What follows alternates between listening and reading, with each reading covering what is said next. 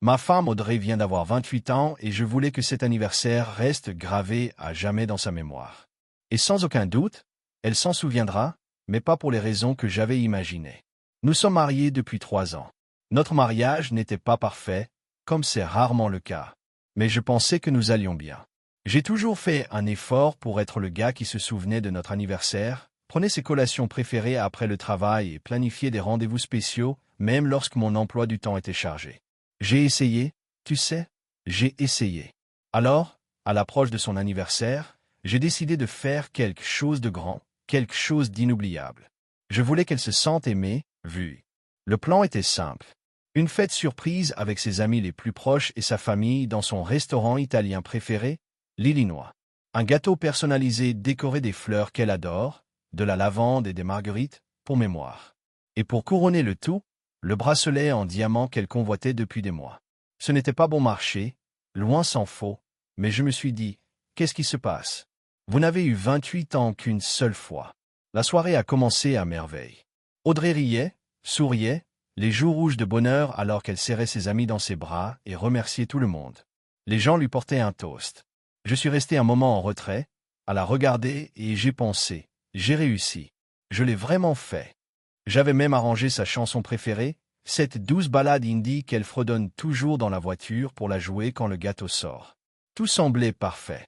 Puis, quelque part entre la fin du dîner et avant la présentation du gâteau, j'ai remarqué qu'elle était partie. Au début, je n'étais pas alarmé. Probablement les toilettes, me suis-je dit. Ou peut-être qu'elle est sortie pour répondre à un appel. Elle est parfois dépassée lorsqu'on lui accorde trop d'attention. Mais au bout de 15 minutes, puis 20 minutes, le malaise a commencé à s'installer. Je me suis penché vers son amie Claire. « Et tu as vu Audrey ?» Claire jeta un coup d'œil autour d'elle. « Non, je pensais qu'elle était avec toi. » Je me levai et essayai de chasser la panique de mon visage. Elle n'est pas à table et je ne l'ai pas vue depuis un moment. J'ai commencé à marcher, j'ai d'abord vérifié le bar. Rien. Je suis retourné vers l'entrée principale et j'ai passé la tête sur le trottoir. Toujours rien. Mon cœur a commencé à battre. Je suis retourné à l'intérieur, scrutant les visages comme si elles pouvaient se matérialiser si je regardais assez attentivement. Je suis passé devant son père, qui discutait avec sa cousine près du casier à vin. « Tu as vu Audrey ?» ai-je demandé rapidement. « Non, dit-il. Je pensais qu'elle prenait des photos avec les filles. » Elle ne l'était pas. C'est à ce moment-là que je me suis souvenu de quelque chose. Il y a un couloir près des toilettes. Il mène à la zone de stockage du personnel, une sorte de couloir étroit sur lequel nous étions tombés par hasard lors d'une soirée de dégustation de vin ici, il y a un an. C'est généralement calme, à peine éclairé. Je pensais qu'elle avait peut-être juste besoin d'un moment, d'un peu d'air frais, d'une pause, alors je me suis dirigé vers là. À mesure que je me rapprochais, mes pas ralentissaient. Il y avait quelque chose dans l'air, une tension étrange que je n'arrivais pas à situer. Puis je l'ai entendu. Des voix basses, chuchotantes, trop proches pour être confortables. Mon estomac se retournait, mais j'ai continué. Les voix provenaient du placard au bout du couloir. La porte n'était pas complètement fermée, juste assez pour laisser s'échapper un éclat de lumière tamisée. Je me suis rapproché, chaque pas plus lourd que le précédent, et à travers l'étroite fissure, je l'ai vu. La faible lueur d'un écran de téléphone illuminant 2 silhouettes sombres. Mon esprit me criait de m'arrêter, de faire demi-tour, de ne pas gâcher la nuit que j'avais tant essayé de rendre parfaite, mais je n'y parvenais pas. J'ai poussé la porte et ce que j'ai vu m'a coupé le souffle. Ils étaient là. Audrey, ma femme, et Hudson, mon cousin, enveloppés l'un dans l'autre comme dans une foutue scène d'un mauvais film. Ses doigts étaient emmêlés dans ses cheveux, ses mains sur sa taille, la saisissant comme il en avait parfaitement le droit. Leur visage était proche, trop proche. Sa bouche était sur la sienne, son souffle était en elle. Tom n'a pas seulement ralenti, il s'est brisé. Les yeux d'Audrey s'ouvrirent brusquement lorsqu'elle me vit. Elle ressemblait à une enfant surprise en train de voler des bonbons, comme si elle savait exactement ce qu'elle avait fait et à quel point cela me briserait. Hudson avait l'air d'avoir vu un fantôme. Le visage pâle, la bouche légèrement ouverte, la tenant toujours comme si peut-être que s'il ne bougeait pas, il pourrait faire comme si je n'étais pas là. Silence. Un silence assourdissant et écœurant. Puis ça a explosé. Je ne me souviens pas avoir décidé de déménager. Je viens de le faire. Je me suis précipité, attrapant Edson par le col et le plaquant si fort contre le mur que les manteaux accrochés à côté de nous frémirent et se balancèrent comme des pendules. « Pour qui diable te prends-tu » j'ai crié, ma voix résonnant dans le couloir étroit. C'est sorti comme quelque chose de sauvage, de brisé. Audrey a essayé de s'interposer entre nous, les mains tendues, suppliant. « Owen, attends. Ce n'est pas à quoi ça ressemble. » J'ai laissé échapper un rire amer et sans humour qui m'a fait mal à la gorge. « Pas à quoi ça ressemble.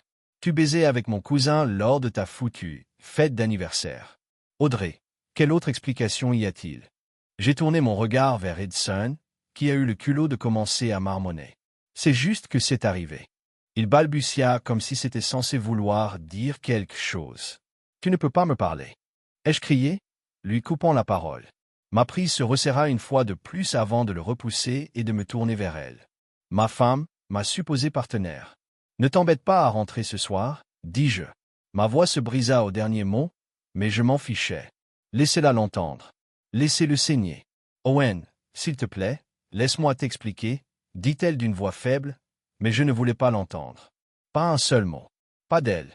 Nous avons terminé, dis-je. Finale, claire. Puis je me suis retourné et je suis parti. Le reste de la nuit fut flou. Je ne suis pas retourné à table. Je n'ai pas dit au revoir. N'a expliqué à personne pourquoi la fille d'anniversaire avait disparu ou pourquoi son mari avait l'air d'avoir été vidé. J'ai juste récupéré mes clés et j'ai conduit sans but. D'une manière ou d'une autre, je me suis retrouvé dans un restaurant ouvert 24 heures sur 24, affalé dans une cabine sous des lumières fluorescentes vacillantes, une tasse de café froid, moitié vide, posée devant moi. J'ai regardé la condensation sur la fenêtre, essayant d'empêcher mes pensées de me dévorer entièrement. Comment a-t-elle pu me faire ça? Et avec Hudson, entre tous, Hudson. Hudson et moi n'avons jamais été proches. C'est ce cousin qui s'est toujours comporté comme l'homme le plus intelligent de la pièce, se vantant constamment de son QI ou d'un livre obscur qu'il a à moitié lu. Bien qu'il ait près de 30 ans, il vivait de petits boulots et sautait de canapé en canapé, dépendant de la bonne volonté du membre de la famille qui ne s'était pas encore lassé de son parasitisme. J'aurais dû sentir qu'il était capable de quelque chose comme ça. Mais Audrey, je ne m'attendais pas à ça de sa part. Quand je suis rentré à la maison ce soir-là, elle n'était pas là. Dieu merci. Je ne voulais pas la voir. Je ne pouvais pas. Mon esprit n'arrêtait pas de revivre cet horrible moment dans le placard comme une bobine de film cassé. Chaque seconde était gravée dans ma mémoire. Sa main dans ses cheveux, ses lèvres sur les siennes, leurs expressions quand il me voyait. Et je ne pouvais pas m'empêcher de me demander, y avait-il des signes? J'ai ignoré les petits changements dans son comportement. A-t-elle semblé distante ces derniers temps? S'était-elle éloignée lorsque je l'avais embrassée pour lui souhaiter une bonne nuit? Étais-je trop occupé à planifier sa foutue surprise d'anniversaire pour voir ce qui était juste devant moi? Peut-être que j'étais aveugle. Peut-être que je ne voulais pas voir. Le lendemain matin, mon téléphone était illuminé d'appels manqués et de messages non lus. Chacun d'Audrey. Le premier a dit « Pouvons-nous parler ?» Puis vint « Ce n'est pas ce que tu penses. » Cela s'est rapidement transformé en « Je suis désolé, et s'il vous plaît, ne faites pas ça. » Je n'ai pas répondu. Qu'y avait-il à dire? Elle a fait son choix au moment où elle a laissé Hudson mettre la main sur elle. Vers midi, ma mère a appelé. Sa voix était étrangement mesurée, comme si elle testait l'eau. « Oh, et que se passe-t-il » Audrey a dit. « Vous vous êtes disputés tous les deux. » Une bagarre? C'est ce qu'elle leur a dit. « Non, maman, dis-je catégoriquement. Je l'ai surprise avec Hudson au restaurant. Ils s'embrassaient dans un foutu placard à coca. Il y eut une pause, ni choqué, ni fâché, juste le silence. Puis elle soupira et dit « Nous parlerons plus tard. » C'était tout. Nous parlerons plus tard. Comme je lui ai dit, Audrey a oublié de sortir les poubelles ou a brûlé le dîner. Non pas qu'elle m'ait trahi avec ma propre chair et mon sang. Cela a mis le monde entier à l'envers, comme si la gravité ne s'appliquait plus à moi. Au fur et à mesure que la journée avançait, la nouvelle faisait le tour. Certains proches ont appelé pour demander ce qui s'était passé. Quelques-uns ont fait semblant de les soutenir en disant « Restez simplement calme ou ne faites rien d'irréfléchi. » Comme si c'était moi qui avais fait exploser une bombe au milieu de ma propre vie. D'une manière ou d'une autre, je suis devenu celui qui devait tenir le coup pendant qu'Audrey détruisait tout ce que nous avions construit. Cette nuit-là, elle est venue à la maison. Je ne l'ai pas laissée entrer. Elle se tenait sur le porche, sanglotant, répétant sans cesse qu'elle avait commis une erreur et que nous pouvions nous en sortir. J'ai regardé par la fenêtre, les bras croisés, engourdi, et j'ai finalement ouvert juste assez longtemps pour dire « Allez rester avec Hudson. Vous vous méritez l'un et l'autre. » Et c'était tout. Ou du moins, je pensais que c'était parce que 2 jours après la catastrophe au restaurant, ma mère a rappelé. Sa voix avait ce ton, celui qu'elle utilisait uniquement lorsque quelqu'un mourait ou que quelque chose de grave se produisait. Elle m'a dit de venir chez elle. « S'il te plaît, Owen. C'est important. » Je pensais qu'elle allait peut-être enfin prendre mon parti. Peut-être qu'il ferait asseoir Hudson et lui dirait à quel point il était une honte. Peut-être que j'obtiendrais le soutien dont j'avais désespérément besoin. Mais dès que je suis entré, j'ai su que quelque chose n'allait pas. L'air était épais, faux. Mon père était assis à la table à manger, les bras croisés sur la poitrine, sans me regarder. Ma mère faisait les 100 pas dans la pièce comme si elle répétait un discours. Dès mon arrivée, j'ai su que les choses n'allaient pas se passer comme je l'espérais. L'air était trop calme, trop tendu. Ma mère faisait les 100 pas comme si elle répétait le texte d'une pièce dans laquelle elle ne voulait pas jouer. Et mon père, stoïque, les bras croisés, me regardait à peine lorsqu'il désigna la chaise en face de lui. « Asseyez-vous, dit-il d'une voix plate. Je m'assis, sentant un nœud se resserrer dans ma poitrine. « Comment te sens-tu? Comment gères-tu tout ça ?» demanda-t-il, ignorant toute plaisanterie. Je n'ai pas répondu. Que pourrais-je dire? J'étais là pour trouver du soutien, pas pour bavarder. Je les ai juste regardés, en attendant. Nous devons parler d'Audrey et d'Edson, a commencé ma mère, sa voix soyeusement mesurée comme si elle savait qu'elle marchait sur un trop serré. C'est à ce moment-là que mon estomac s'est tordu. Je pensais qu'ils étaient peut-être sur le point de dire qu'Edson avait finalement admis sa culpabilité et qu'Audrey quittait la ville honteuse. Peut-être même une offre pour m'aider à traverser le divorce. Mais rien de tout cela n'est arrivé. « Écoutez, ce qui s'est passé n'était pas idéal, » dit-elle comme si nous parlions d'un verre renversé au dîner plutôt que de trahison sous sa forme la plus grossière. Mais ces choses arrivent. Ces choses arrivent. J'ai répété la phrase à voix haute, plus fort que je ne le pensais, ma voix aiguë d'incrédulité. « Qu'est-ce que cela signifie ?» ai-je demandé, la regardant comme si je ne savais plus qui elle était. Elle m'a trompé. Avec Hudson, au cas où tu l'aurais oublié. Avant qu'elle ait pu répondre, mon père a levé la main, signalant comme un arbitre appelant un temps mort. « Fils, il a dit comme si j'étais l'irrationnel. Nous ne disons pas que ça va. Mais nous devons être réalistes. Si Audrey et Hudson ont des sentiments l'un pour l'autre, vous ne pouvez pas les forcer à se séparer. » J'ai cligné des yeux, abasourdi. En fait, j'ai ri, un son sec et amer qui venait du plus profond de ma poitrine. Non pas parce que tout était drôle, mais parce que toute cette conversation était absurde. « Essayez-vous sérieusement de justifier cela ?» dis-je en faisant des gestes extravagants entre eux. Ils s'embrassaient dans un placard lors de sa fête d'anniversaire. C'est ma femme et Hudson est mon cousin. Quelle partie de tout ça va bien? Écoute, dit ma mère en s'approchant et en s'asseyant à côté de moi, sont en tombant dans ce registre diplomatique prudent qu'elle utilisait lors des conflits familiaux. Personne ne dit que ça va. Mais s'il y a quelque chose de réel entre eux, quelque chose de réel. Je l'ai coupé en élevant la voix. Ils ont conspiré dans mon dos. Ce n'est pas quelque chose de réel. C'est dégoûtant. Mon sang bouillonnait maintenant. J'ai de nouveau regardé mon père, cherchant sur son visage la moindre lueur d'indignation, de solidarité.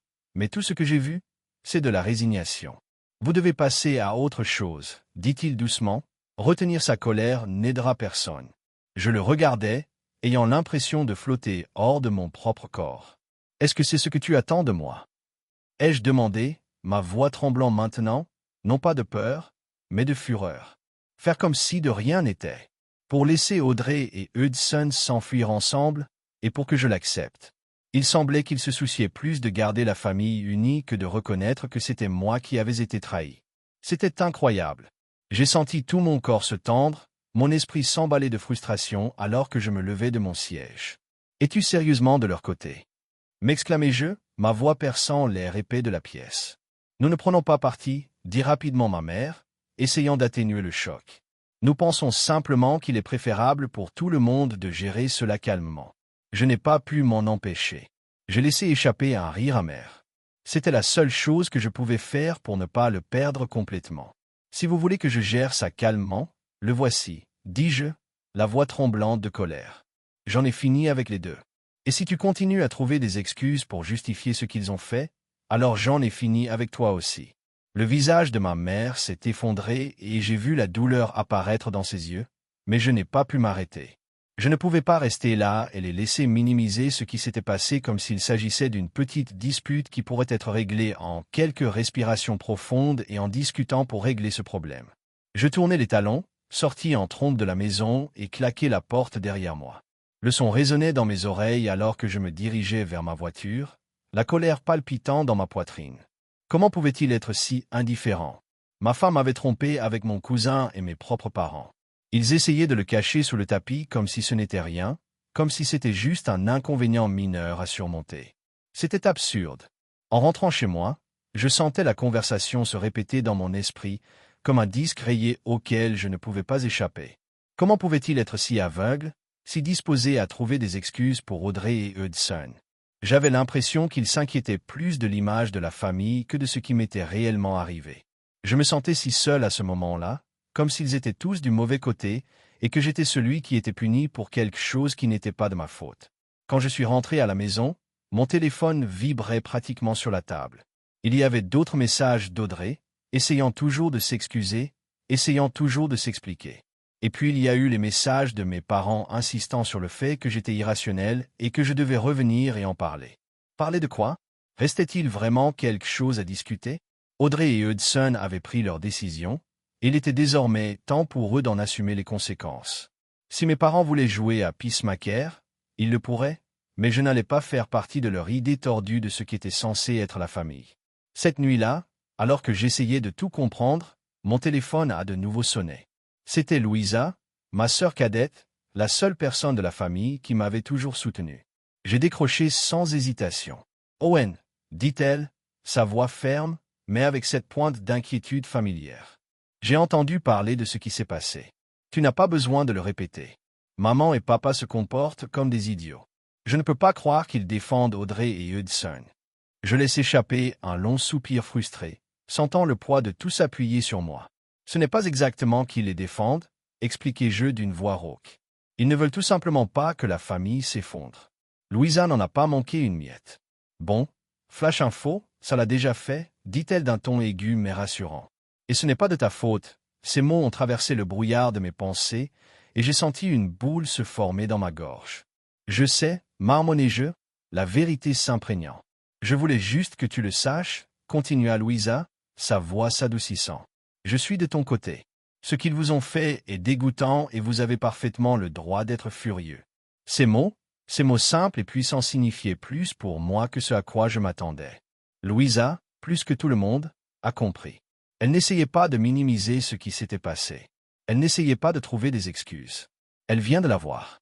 Finalement, un membre de ma famille a compris ce que je vivais. Pourtant, je ne savais pas comment gérer maman et papa. Ils agissaient comme si j'étais le problème. Ce n'est pas le cas, déclara fermement Louisa, d'une voix ferme, essayant de me faire voir les choses sous un angle différent. Ils ont juste peur de la confrontation. Vous savez comment ils sont. Ils évitent de s'attaquer aux vrais problèmes. Je me suis penché en arrière, sentant le poids de tout qui pesait toujours sur moi. Nous avons parlé un peu plus du chaos de la situation, de la façon dont tout était devenu incontrôlable, et pour la première fois depuis longtemps, j'avais l'impression que quelqu'un comprenait. Quand j'ai finalement raccroché, je me suis senti un peu mieux en sachant que Louisa était à mes côtés. Mais la frustration envers mes parents persistait. Le lendemain, mon père m'a envoyé un message me demandant si j'étais prêt à parler comme des adultes. Je n'ai pas répondu. J'en avais fini avec les conversations. Ils avaient déjà clairement indiqué leur position, et moi aussi. À partir de ce moment, j'ai gardé mes distances. J'ai arrêté d'assister au dîner du dimanche, j'ai ignoré leurs appels et je n'ai plus essayé de m'expliquer. S'ils ne voyaient pas à quel point ils avaient tort, c'était leur choix.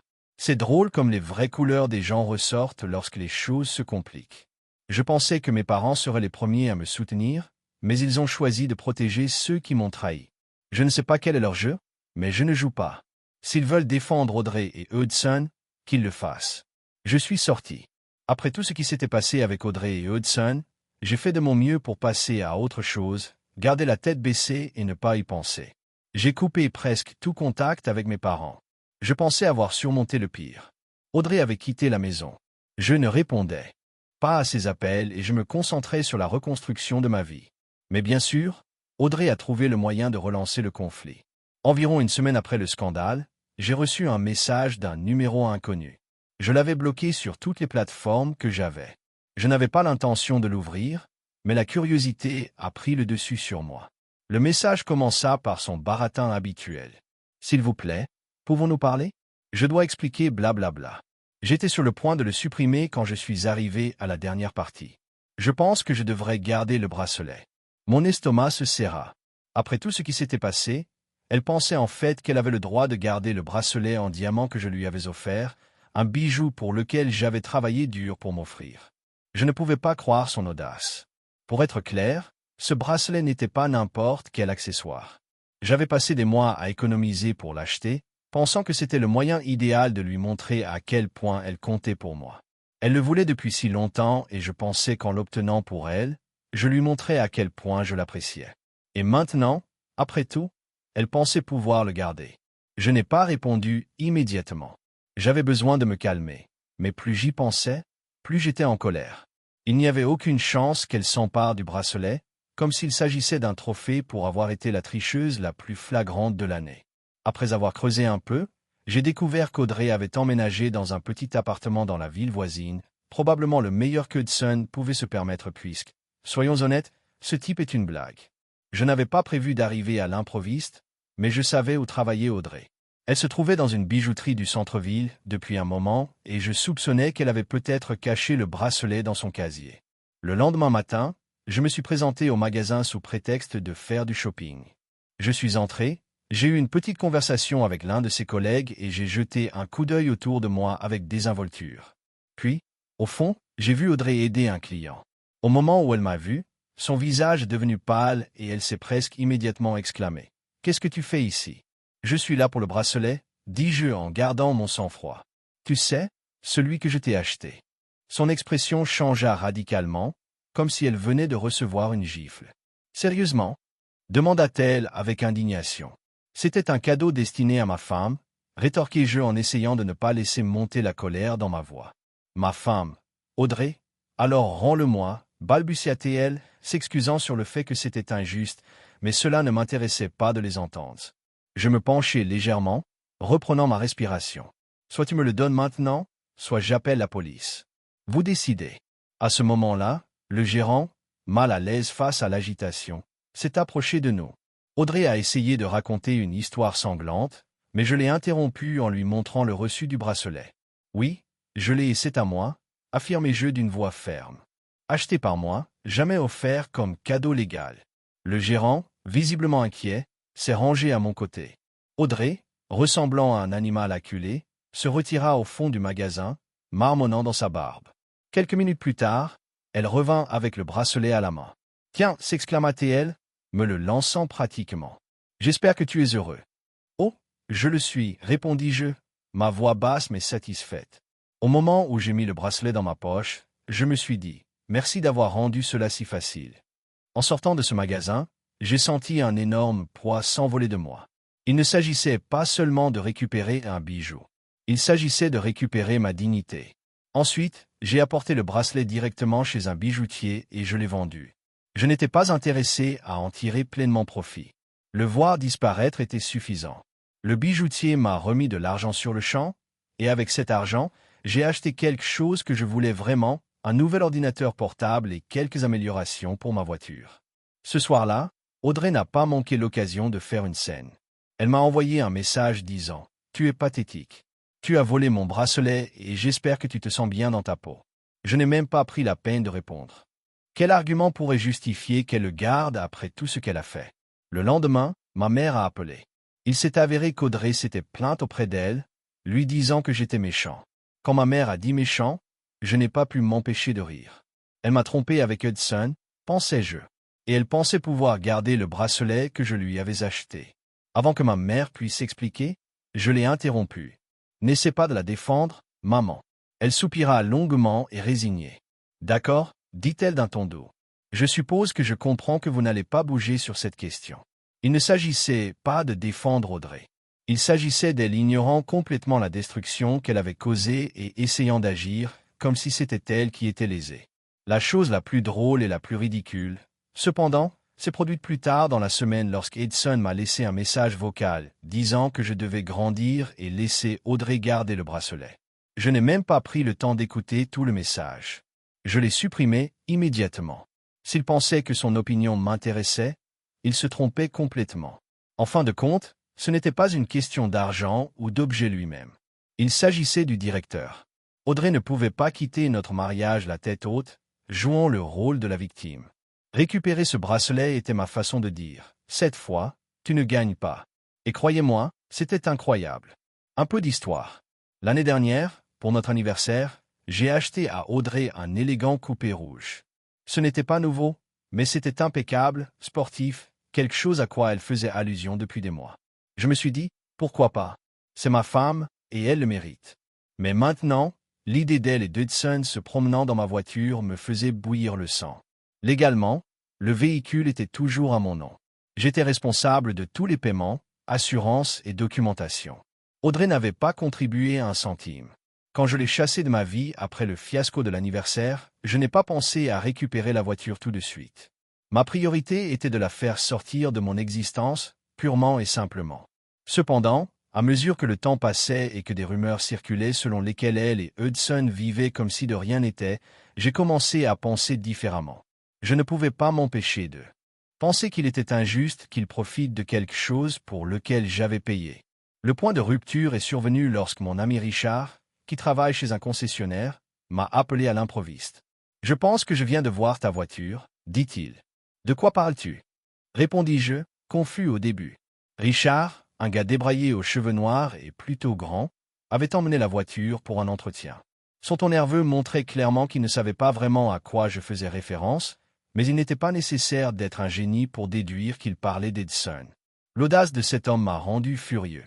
Non seulement il profitait de ma voiture, mais il a osé entrer chez un concessionnaire comme si c'était la sienne. J'ai dit à Richard, « Fais-moi une faveur et garde-la. Ne les laisse pas la prendre. Je serai là demain à la première heure. » Le lendemain matin, je me suis présenté chez le concessionnaire avec tous les documents prouvant que le véhicule était le mien, le titre de propriété, l'assurance, tout. Richard en avait déjà informé son patron et le processus a été assez rapide. Ils m'ont remis les clés avec un simple « Tout est à vous ». Vous ne pouvez pas imaginer la sensation de remonter dans cette voiture. Ce n'était pas seulement un moyen de transport. C'était récupérer quelque chose qui m'appartenait. J'ai quitté les lieux avec un immense sourire. Il n'a pas fallu longtemps pour qu'Audrey et Hudson le remarquent. Audrey a d'abord appelé, mais je l'ai ignoré. Puis sont arrivés les SMS. « Pourquoi as-tu pris la voiture? Nous en avons besoin. Tu es si mesquin. Utilisons-le. » Petit. Le courage de cette femme. Je n'ai pas répondu, et encore moins lui est permis de me manipuler avec culpabilité. Peu de temps après, Hudson m'a appelé d'un numéro que je ne connaissais pas. Au début, j'ai répondu « Quel est ton problème ?» J'ai crié « Ma patience s'épuise ». Son ton, empreint d'arrogance, était destiné à m'intimider. « Le problème, c'est que vous conduisez une voiture que j'ai payée. » Il a crié. « Non, ce n'est pas le cas. C'est sa voiture. » s'exclama-t-il. « En fait, ce n'est pas le cas, » dis-je en riant. « La voiture est légalement à mon nom. C'est à moi. Vous voudrez peut-être revoir le fonctionnement de la propriété. » À partir de là, il a commencé à m'insulter, me traitant d'immature et d'amer jusqu'à ce que je raccroche. Je n'ai pas eu le temps de discuter avec quelqu'un qui ne pouvait même pas occuper un emploi. La situation est devenue presque comique lorsque, le soir même, Louisa, ma sœur cadette, m'a appelé en riant. « Hudson est en train de perdre la tête, » dit-elle, retenant à peine son rire. « Il dit à tout le monde que vous avez volé la voiture et que vous les avez laissés bloquer. » Je n'ai pas pu m'empêcher de rire. Échoué. Si Hudson a deux jambes, il peut s'en rendre compte. Apparemment, Hudson et Audrey dépendaient de cette voiture pour tout. Shopping, courses, même recherche d'emploi. Bien que Hudson ait rarement donné suite à ce dernier. Sans cela, ils étaient pratiquement paralysés.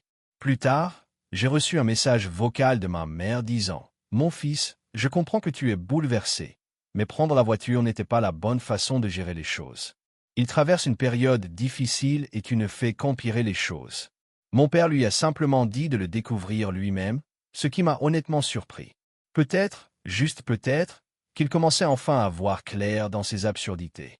Quant à moi, je conduis toujours la voiture, et chaque fois que je monte dans la voiture ou que je la garde devant chez moi, j'ai l'impression que la justice a été rendue. Qu'il s'agisse d'ex arrogants ou de proches à l'intégrité douteuse, récupérer ma voiture ne concernait pas seulement le véhicule. Il s'agissait de réaffirmer que ma dignité n'est pas à vendre. À tous ceux qui ont affaire à ce genre de personnes, prenez le contrôle. Qu'il s'agisse d'un bracelet, d'une voiture ou simplement de votre tranquillité d'esprit, ne les laissez pas gagner. Si vous pensiez que le désordre entre Audrey et Hudson se terminait par la situation de la voiture, préparez-vous. Karma nous réservait encore quelques surprises. Cette fois, le destin a décidé d'intervenir et d'enseigner à Hudson ce qui se passe lorsque l'on vit dans le mensonge et que l'on agit avec un sentiment total de droit. Tout a commencé par un appel de ma sœur Louisa, qui est devenue ma principale source de nouvelles familiales puisque je leur parle à peine. Entre deux rires, elle a dit « Vous ne le croirez pas, Hudson a été arrêté. Je jure que j'ai failli laisser tomber mon téléphone quand je l'ai entendu. » Arrêté? Pourquoi? Ai-je demandé, essayant de comprendre cela. Voilà l'étalage, répondit-elle avec un ton qui suintait l'amusement. Apparemment, il a essayé de sortir d'un magasin d'électronique avec quelques téléphones et ils l'ont pris en flagrant délit. J'avoue que j'ai éclaté de rire quand elle m'a raconté l'histoire. Bien sûr, Hudson ferait quelque chose d'aussi stupide. Nous parlons du même gars qui pensait que c'était une bonne idée de coucher avec ma femme lors de sa fête d'anniversaire et qui jouait ensuite la victime lorsque je reprenais ma voiture. Ce n'était qu'une question de temps avant que son imprudence ne le rattrape enfin. Louisa m'a donné tous les détails. Apparemment, Hudson prévoyait de vendre les téléphones rapidement pour gagner de l'argent, probablement parce que lui et Audrey étaient fauchés. Il entra dans le magasin, attrapa quelques modèles d'exposition et essaya de les mettre dans son sac comme si personne ne le remarquerait. Malheureusement pour lui, l'endroit était rempli de caméras et le personnel l'a repéré presque instantanément. Au moment où il tente de partir, 2 employés l'attendent déjà à la porte. Ils l'ont confronté, ont appelé la police et Hudson s'est retrouvé menotté alors qu'il se rendait au commissariat. Je ne pouvais pas m'empêcher de rire pendant que Louisa racontait tout cela. C'était si typique d'Hudson de penser qu'il pouvait continuer à vivre sa vie sans conséquence, seulement pour obtenir une bonne dose de réalité. Quel génie! Ai-je commenté entre deux rires. Attends, ça va mieux? A ajouté Louisa. Devinez qui l'a sauvé? Elle a demandé. Laisse-moi deviner. Maman et papa. Bingo, confirma-t-elle. Maman a dit qu'il ne pouvait pas le laisser là-bas et papa a accepté. Incroyable. Mes parents l'ont permis à Hudson depuis le début de tout ce désordre, et maintenant ils le sortaient littéralement de prison. Et Audrey? Ai-je demandé? Elle n'était pas avec lui quand cela s'est produit. Louisa a expliqué. Non, mais j'ai entendu dire qu'elle était hystérique parce que maintenant ils sont encore plus fauchés qu'avant. Hudson a promis de rembourser nos parents, mais nous savons que cela n'arrivera jamais. Cela ne m'a pas du tout surpris. Hudson n'a jamais été responsable. Avec l'argent ou avec anything really. Et despan is ou life getting away with tricky situation. Reliing on is mustok to dodge problem. However, charisma duste domuch good when you're being booked for theft. In the following days, the news of Hudson's arrest spread like wildfire through the family. Sera trié tout keep it quiet, but you know how gossip is. By the time the weekend rolled around, everyone knew. There were all kind of reactions. Some, Molly my parents and Hudson's mère, a essayé de minimiser l'affaire en disant que c'était juste une erreur et qu'il était très stressé. D'autres, cependant, l'ont ouvertement critiqué pour sa négligence en volant des téléphones dans un magasin rempli d'appareils photo. Lâché un de mes cousins lors de la discussion de groupe familial, dont, heureusement, je ne fais plus partie, mais m'a informé. Hudson, bien sûr, a répondu, un autre cousin. La situation était désastreuse et j'en profitais. Non pas parce que j'étais heureux de voir Hudson échouer, mais parce que finalement tout le karma qu'il avait accumulé le rattrapait. Il avait passé si longtemps à agir comme s'il pouvait faire ce qu'il voulait sans répercussion, et maintenant il faisait enfin face aux conséquences de ses actes. Audrey, de son côté, ne gérait apparemment pas très bien la situation. Selon Louisa, elle essayait de vendre à chacun l'histoire que c'était un malentendu ou que les employés du magasin avaient réagi de manière excessive. Elle dit que Hudson a été encadré ou que le personnel du magasin est allé trop loin. Louisa m'a dit « encadré ». Je me suis moqué. Pense-t-elle que c'est une sorte de drame criminel? Il était clair qu'Audrey était désespérée de poursuivre les apparences, mais la façade craquait de plus en plus. Peu de temps après l'arrestation, j'ai reçu un autre appel de Louisa. Vous n'allez pas croire cela, a-t-elle déclaré. Et à ce stade, cette phrase était devenue un événement régulier dans nos conversations. Que s'est-il passé maintenant? Ai-je demandé, en attendant une autre tournure folle. Audrey appelle tout le monde qui demande de l'argent, a-t-elle expliqué. Apparemment, les frais juridiques de Jim s'accumulent et ils n'ont pas de sous. Je ne pouvais pas m'empêcher de rire. Et qui lui donne de l'argent? Eh bien, presque personne, répondit Louisa. Mais elle essaie toujours.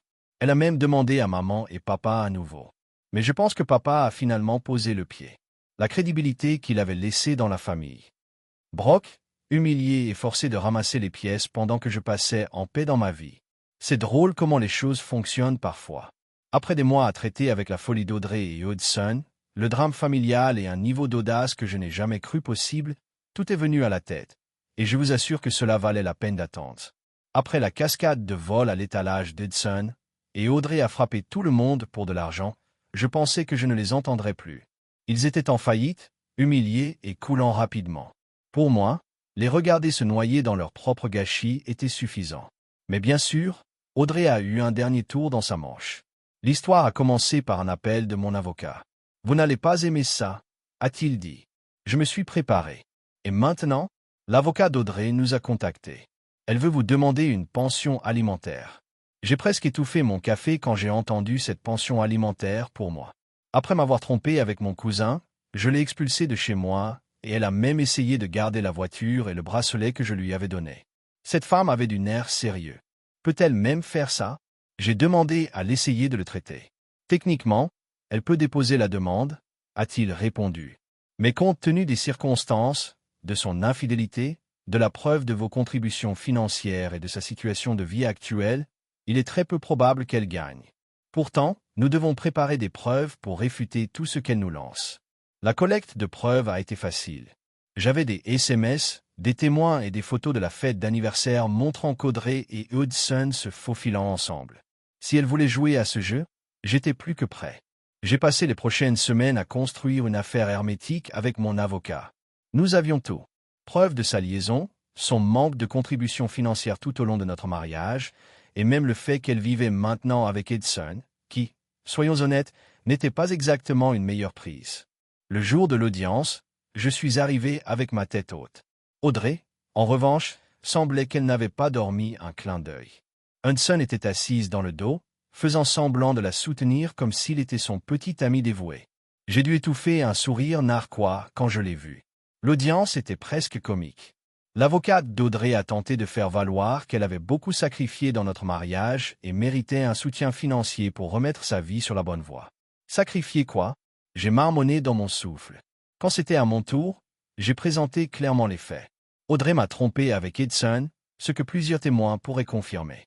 Elle n'a pas contribué à presque rien financièrement tout au long de notre mariage, et la voiture et le bracelet qu'elle ont essayé de garder ont été achetés avec mon argent, et maintenant elle vivait avec la personne qui était censée prendre soin d'elle.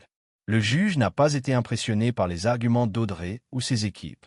Je pense qu'il a même roulé des yeux à un moment donné. En fin de compte, il a complètement rejeté sa demande de pension alimentaire, lui disant pratiquement de comprendre sa vie sans m'y traîner. Sortir de la salle d'audience avait envie de remporter le match de championnat.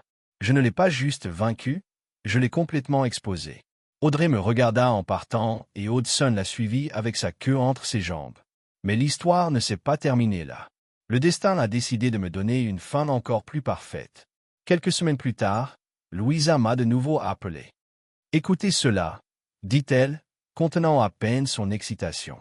Hudson et Audrey ont rompu. Quoi? Je ne pouvais pas le croire. Que s'est-il passé? Apparemment, leur romance de feuilleton s'est brisée dès qu'ils ont réalisé qu'ils ne pouvaient pas survivre sur une conversation et une pitié doucement. Hudson ne pouvait pas tenir un emploi. Audrey était fatiguée d'être fauchée et la pression a explosé sur leur visage. Et la meilleure partie? Louisa a demandé. Quelle est la meilleure partie? Audrey a essayé de revenir avec maman et papa et ils lui ont dit non. J'ai été stupéfait. Attendez. Quoi? Maman et papa ont dit non. Ouais, Louisa a répondu, retenant le rire. Ils ont finalement dit assez. Ils ont fini de lui permettre. Je traitais toujours. Les nouvelles. Et pourquoi? Je suppose que papa a réalisé qu'elle les utilisait. Louisa a expliqué. Il était temps, Elle pensait qu'elle pouvait manipuler tout le monde et sortir en tête, mais maintenant elle est complètement seule. Hudson a disparu. Mes parents ont refusé de continuer à lui permettre et j'étais libre avec son drame, ne m'a plus affecté. Quant à moi, la vie ne pourrait pas être meilleure. J'ai vendu ce coupé rouge et je me suis acheté un nouveau camion. Avec le recul, je ne regrette rien. Hudson et Audrey pensaient qu'ils pourraient me trahir sans conséquence, mais Karma a décidé contraire. Bien qu'ils traitent des résultats de leurs décisions, j'apprécie la paix de ma nouvelle vie. Si quelqu'un traverse quelque chose de similaire avec la tricherie, les mensonges ou les membres de la famille qui se sentent droit à tout, mon conseil est simple. Ne les laissez pas s'en tirer. Défendre ce qui est le vôtre. N'abandonnez pas et laissez Karma faire son travail. Et à Audrey et Hudson, si vous écoutez cela, merci de m'avoir donné un exemple de ce qu'il ne faut jamais faire dans la vie. Comment tu es heureux pour toujours? Oh, c'est vrai. Vous n'en avez pas. Et croyez-moi, rien n'a plus de goût que la victoire.